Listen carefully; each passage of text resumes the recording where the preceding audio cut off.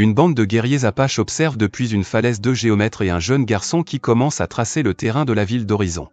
L'un des plus jeunes apaches se demande pourquoi les hommes ont choisi de faire cela à cet endroit, et son ami hausse les épaules. Desmarais, un missionnaire, traverse le désert à cheval à la recherche d'Horizon, attiré par un prospectus sur la nouvelle ville. Il trouve un homme dans une église en ruine qui lui dit qu'il y est déjà allé. Desmarais revient et découvre les corps assassinés des deux géomètres et d'un garçon. Il enterre les corps et décide de rester pour continuer leur travail.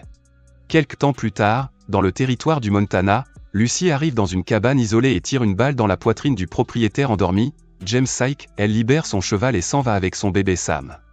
James, à peine vivant, est ramené à la maison familiale.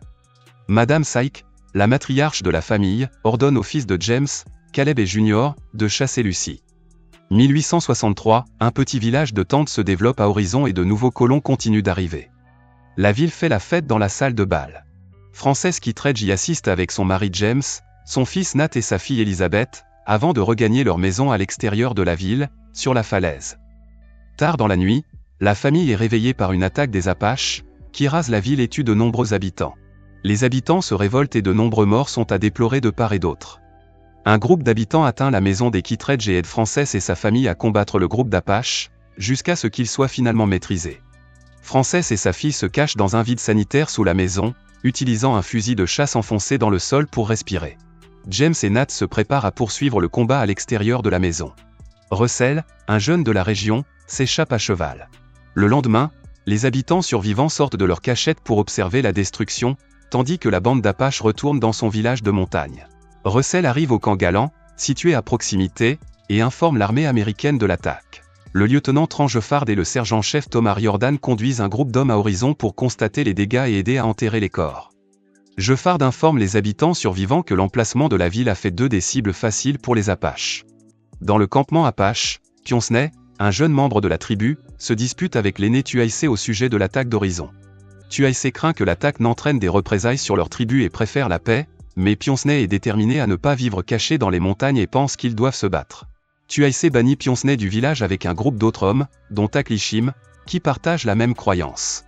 Taklishim se dispute avec sa femme sur le fait que ses actions ont engendré tant de veuves et d'orphelins, mais elle finit par accepter de se joindre à lui. Riordan informe Russell que ses parents sont morts. Chavez, un éclaireur indien Pima travaillant avec l'armée, dirige un groupe d'hommes pour tenter de retrouver le groupe d'Apaches. Chavez revient en ville et découvre la brèche dans la maison des Kittredge, menant une opération de sauvetage qui aboutit à la libération de Frances et d'Elizabeth.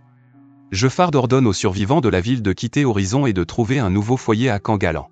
Elizabeth et Frances découvrent que James et Nat sont morts et les enterrent avant de partir avec l'armée pour Galant. Elias Janet informe Jeffard que lui et un groupe d'hommes, dont Russell, sont sur le point de partir à la recherche des Apaches pour se venger et récupérer leurs scalps. Jeffard suggère que c'est un mauvais plan, mais les laisse partir car il n'y a pas de loi officielle dans le pays. Lucy, qui se fait désormais appeler Helen Harvey, vit dans une petite ville minière avec son fils et son mari Walter Shield. La famille partage une maison avec Marigold, une prostituée. Le marchand de chevaux et Ellison arrive en ville avec un groupe d'hommes et Marigold le met immédiatement dans sa ligne de mire, flirtant avec lui au magasin général et le mettant au courant des secrets de la ville. Marigold refuse de se laisser faire et convainc de la rejoindre chez elle le soir même. Lucy et Walter se préparent à quitter la ville pour les affaires de Walter, laissant à contreséure Sam à la maison sous la garde de Marigold. Frances et Elizabeth s'adaptent à la vie au camp Galant et remercient Jeffard pour son aide dans leur sauvetage. Jeffard et Riordan rencontrent le colonel Albert Houghton. Ce dernier n'est pas d'accord avec la tentative de Jeffard de décourager la colonisation d'Horizon, car il est convaincu que les hommes blancs sont plus nombreux que la population autochtone et qu'ils s'y installeront un jour, quoi qu'il arrive, même si des vies sont perdues en cours de route. Lucy et Walter arrivent à une cabane pour la transaction foncière, mais sont surpris de découvrir qu'il s'agit d'un simulacre orchestré par Caleb et Junior. Les frères informent Lucy qu'ils ont l'intention de les ramener, elle et son fils, auprès de leur père, qui est toujours en vie. Walter tente d'intervenir, mais Caleb le frappe à l'arrière de la tête, le tuant sur le coup. Lucy tente de s'échapper, mais sa tentative est rapidement déjouée, tandis que Caleb et Junior commencent à se disputer parce que Junior est furieux qu'ils doivent maintenant enterrer le corps de Walter. Junior envoie Caleb à la ville minière, où il rencontre et dans la rue, Caleb suit et dans ses déplacements et le nargue sans cesse, tandis que reste essentiellement silencieux. Caleb suit et jusqu'à la maison de Marigold et les deux s'engagent dans une fusillade, au cours de laquelle est tue Caleb. Et s'enfuit rapidement de la ville et accepte d'emmener Marigold et Sam avec lui. Ouest du Kansas, Matthew Van Weden conduit un train de chariot sur la piste de Santa Fe. Lors d'un arrêt pour réparer des roues cassées, un cheval se déchaîne, mais Diamond intervient pour le libérer et éviter un accident. Matthew reproche à Hugh et Juliette de ne pas aider suffisamment le groupe, Juliette s'oppose à Matthew, tandis que Hugh accepte immédiatement d'être plus serviable. Matthew découvre que 2 éclaireurs Pawnee suivent la caravane et décide d'être prudent et de rassembler la caravane avant la tombée de la nuit pour la protéger en cas d'attaque. Juliette utilise l'eau potable du groupe pour se laver et se fait surprendre nue par 2 jeunes hommes. Hugh essaie de convaincre Matthew de discipliner les hommes, mais Matthew gronde Hugh et Juliette pour avoir utilisé l'eau limitée pour se laver. Matthew va parler aux 2 hommes, qui rejettent les accusations et refusent d'accepter les ordres de Matthew. Plus tard, dans la nuit, ils observent de loin Hugh et Juliette dans leur chariot. Riordan demande l'aide de 2 jeunes cadets pour déménager des meubles de sa maison pendant que sa femme, Mrs. Riordan, prend le thé avec d'autres femmes. Madame Riordan surprend les hommes et se fâche parce que les meubles appartiennent à leur dernière fille, mais Riordan explique que les meubles sont pour Frances et Elizabeth et Madame Riordan comprend la décision. Elias, Russell et Tracker rencontrent un indigène et sa famille dans un petit avant-poste.